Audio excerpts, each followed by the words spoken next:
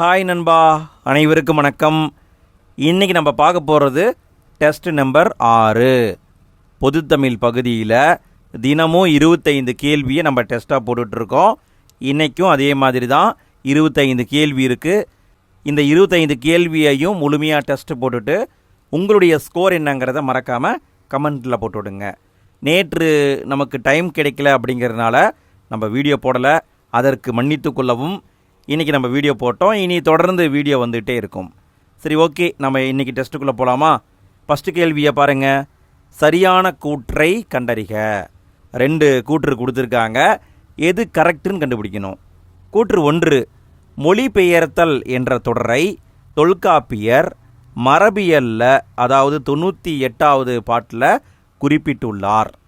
கூற்று 2, மாபாரதம் தமிழ் படுத்தும் மதுராபுரி சங்கம் வைத்தும் என்னும் குறிப்பு மதுராந்தக செப்பேட்டில் உள்ளது. இந்த 2 கூற்றில் எது சரி எது தவறுன்னு கண்டுபிடிக்கணும். கண்டுபிடிங்க பார்க்கலாம். கண்டுபிடிச்சிட்டிங்களா? விடையை பார்க்கலாங்களா? விடை கூற்று 1 கரெக்டு.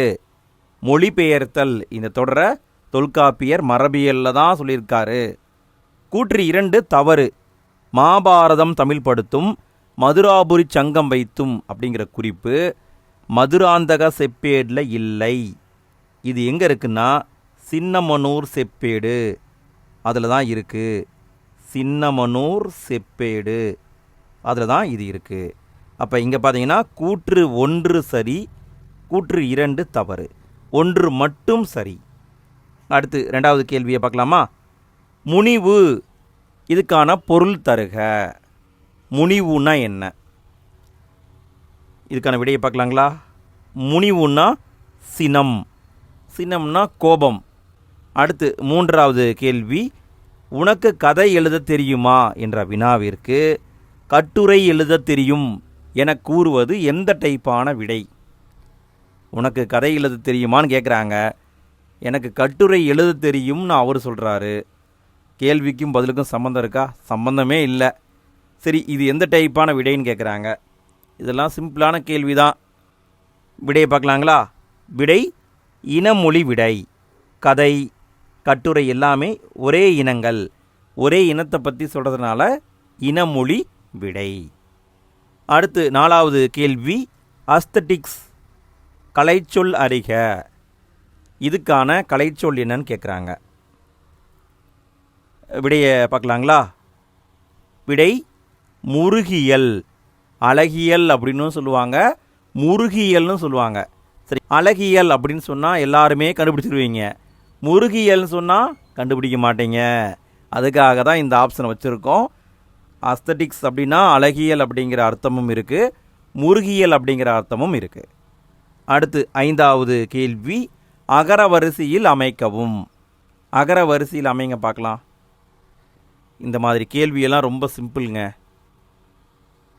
விடையை பார்க்கலாங்களா? கண்டுபிடிச்சிட்டிங்களா? இதை விட கொஞ்சம் கடினமாக தான் கேட்பாங்க, பட் நம்ம போக போக கேள்வியுடைய குவாலிட்டியை அதிகப்படுத்திக்கலாம். சரி, விடையை பார்க்கலாங்களா? விடை பி தான் ஆன்சர். ஃபஸ்ட்டு ஊ வரும், அப்புறம் ஏ வரும், அப்புறம் மா, அப்புறம் நெடில்மா.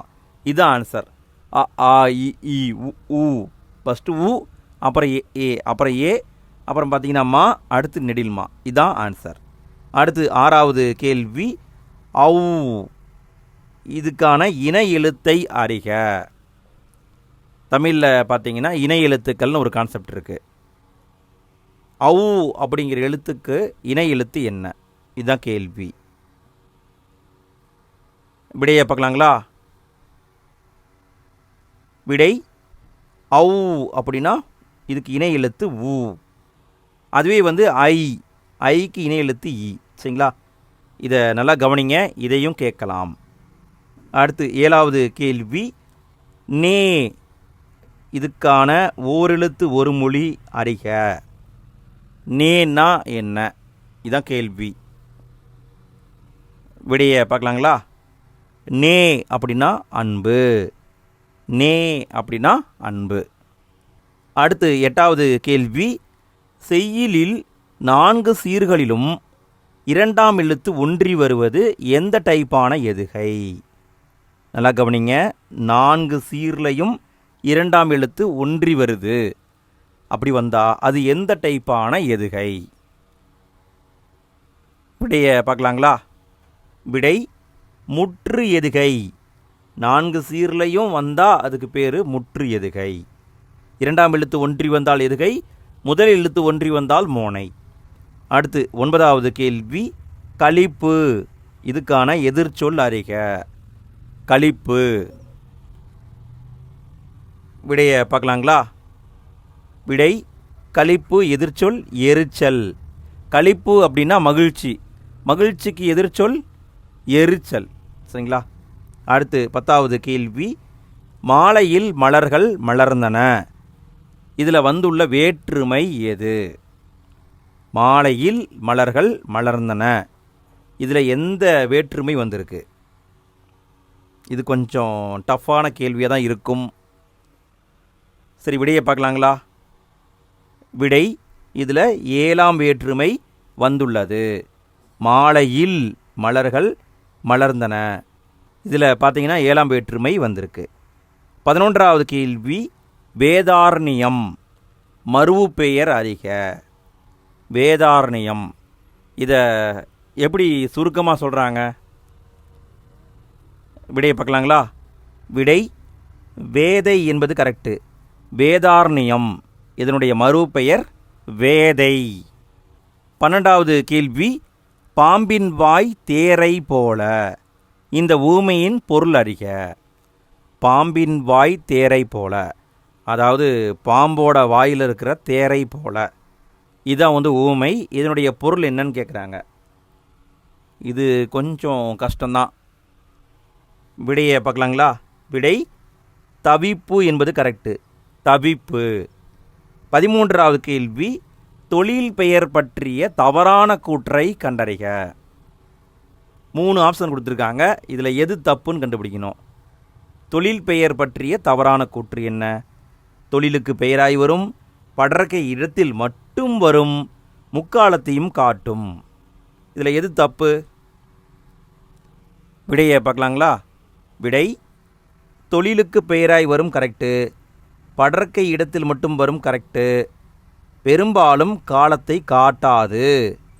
தொழில் பெயர் காலத்தை காட்டாது. இங்கே முக்காலத்தையும் காட்டும் கொடுத்துருக்காங்க. இதுதான் தப்பு. அடுத்து 14வது கேள்வி, கந்தல் கூலம். இந்த மரபு தொடரின் பொருள் அறிக. கந்தல் கூலம். இது கொஞ்சம் கஷ்டம்தான். ஏன்னா இது பார்த்திங்கன்னா அந்த ஓலைச்சுவடின்னு ஒன்று சுற்றிக்கிட்டு இருக்கு இல்லையா, அங்கேருந்து நம்ம எடுத்திருக்கோம். விடையை பார்க்கலாங்களா? விடை தாறுமாறு. கந்தல் கூலம்னா அதுக்கு மரபு தொடருடைய பொருள் தாறுமாறு. 15வது கேள்வி, அரவு. இதுக்கான இளமை பெயர் அறிக. அரவு இதுக்கான இளமை பெயர் கேட்குறாங்க. விடையை பார்க்கலாங்களா? விடை அரவு அப்படின்னா பாம்பு. பாம்புடைய இளமை பெயர் குருளை. குருளை. இது பார்த்திங்கன்னா இலக்கியத்தில் கொடுத்துருக்காங்க. நாம் அங்கிருந்து எடுத்திருக்கோம். சிலப்பதிகாரத்தில் அரவு குருளைன்னு மேற்கோள் காட்டியிருக்கிறாங்க. அதை வச்சு தான் நாம்ளும் எடுத்திருக்கோம். 16வது கேள்வி, எதில் வல்லினம் மிகாது. கீழே இருக்கிற 4ல் எதில் வல்லினம் மிகாது கண்டுபிடிங்க பார்க்கலாம். வல்லினம் மிகும் இடம், மிகா இடம், இதை பற்றியும் நீங்கள் தெரிஞ்சுக்கணும். நம்ம இலக்கணத்தை பேஸ் பண்ணி கேட்டிருக்கோம். சரி, விடையை பார்க்கலாங்களா? விடை ஊமை தொகையில் வல்லினம் மிகும், இரு பெயரொட்டு பண்பு தொகையில் மிகும், முற்றிய லுகரம் இதில் மிகும். ஆனால் வினை தொகையில் வல்லினம் மிகாது. வினை தொகையில் மிகாது. அடுத்து 17வது கேள்வி, தொகை நூல்களுள் முதலில் தொகுக்கப்பட்ட நூல் எது? தொகை நூல்கள் 8 தொகை நூல். அதில் முதல்ல தொகுக்கப்பட்ட நூல் எது? விடையை பார்க்கலாங்களா? விடை குறுந்தொகை. முதல்ல தொகுக்கப்பட்ட நூல் குறுந்தொகை. அடுத்து 18வது கேள்வி, இந்த கலைனா என்ன, இந்த கலைனா என்ன, இந்த கலைனா என்ன? இதை கரெக்டாக பொருத்தணும். பொறுத்துங்க பார்க்கலாம். இது வந்து மயங்கொலி எழுத்துக்கள் அந்த டாப்பிக்கில் வரும். சரி, விடையை பார்க்கலாங்களா? இந்த கலைன்னா கவின் கலை, அதாவது ஆடல் பாடல் அப்படி சொல்கிறோம் இல்லைங்களா, அதுக்கு வரும். இந்த கலை அப்படின்னா மூங்கில். இந்த கலை அப்படின்னா நீக்கு, தேவையில்லாமல் நீக்குன்னு சொல்லுவாங்க இல்லைங்களா, அதுக்கு வரும். அப்போ விடை இதுதான் ஆன்சர். 19வது கேள்வி, சிறுபஞ்ச மூலத்தில் பொருந்தாதது எது? சிறுபஞ்ச மூலத்தில் பார்த்தீங்கன்னா மருந்து பெயர்கள் வரும் இல்லையா, அதில் பொருந்தாதது எது? இதுதான் கேள்வி. விடையை பார்க்கலாங்களா? விடை நெருஞ்சி வரும், கண்டங்கத்திரி வரும், சிறுவழுதுணை வரும், இலவங்கம் வராது. லவங்கம் எதில் வரும்னா ஏலாதி அந்த நூலில் தான் வரும், சிறுபஞ்ச மூலத்தில் வராது. 20வது கேள்வி, டெக்ஸ்ட், இதுக்கான கலைச்சொல் அறிக. இது பார்த்திங்கன்னா 12ஆம் வகுப்புங்க. டெக்ஸ்ட், இதுக்கான கலைச்சொல் என்ன? விடையை பார்க்கலாங்களா? விடை பணுவல் என்பது கரெக்டு. டெக்ஸ்ட் அப்படின்னா பணுவல். 21வது கேள்வி, சாகித்ய அகாதமி விருதுகளை பொறுத்துக.